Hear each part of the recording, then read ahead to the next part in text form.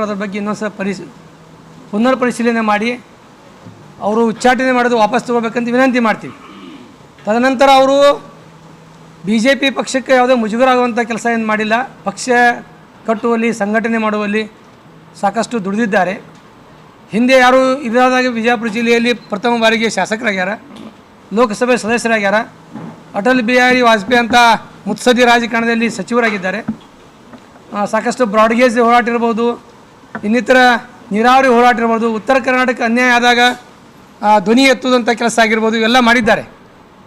ಒಂದೇ ಒಂದಂದ್ರೆ ಅವರು ಹಿಂದುತ್ವ ಪರವಾಗಿ ನಿಲ್ಲುವುದಾಗಲಿ ಅಥವಾ ಯಾರಿಗೆ ಅನ್ಯಾಯ ಆದಾಗ ಧ್ವನಿ ಎತ್ತುವುದಾಗಲಿ ಈ ಕೆಲಸ ಮಾಡಿದ್ದಾರೆ.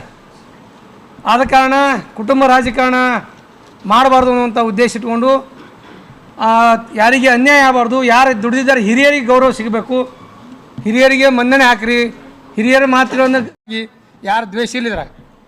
ಆದ ಕಾರಣ ನಾವು ಮಾಧ್ಯಮ ಮುಖಾಂತರ ವಿನಂತಿ ಮಾಡ್ತೀವಿ, ಇದು ಮತ್ತೊಂದು ಸಲ ಪುನರ್ ಪರಿಶೀಲನೆ ಮಾಡಿ ಅವ್ರ ಉಚ್ಚಾಟನೆ ವಾಪಸ್ ತೆಗೆದುಕೊಳ್ಬೇಕು.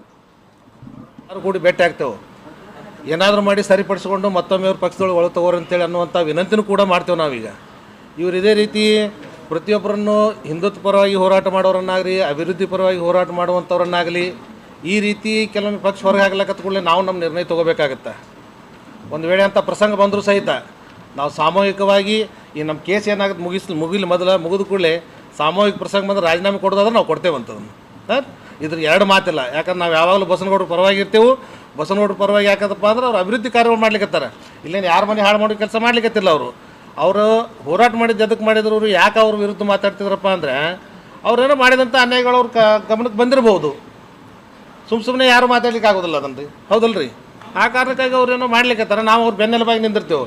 ಇಡೀ ರಾಜ್ಯನೇ ಅವ್ರ ಬೆನ್ನೆಲುಬಾಗಿ ನಿಂದಿರ್ಲಿಕ್ಕತ್ತೈತಿ. ನಾವಷ್ಟೇ ಅಲ್ಲ, ಇಡೀ ರಾಜ್ಯನೇ ಅವ್ರ ಬೆನ್ನೆಲುಬಾಗಿ ಅದ.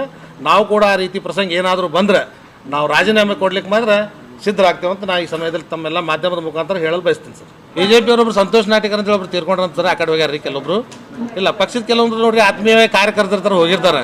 ನಾವು ಅವ್ರು ಯಾಕೆ ಬಂದಿಲ್ಲ ಅವ್ರ ಬಗ್ಗೆ ನಾವೇನು ಮಾತಾಡ್ಲಿಕ್ಕೆ ಆಗಲ್ಲ. ಬರ್ತಾರೆ, ಎಲ್ಲರೂ ಕೂಡಿದ್ದೇವೆ.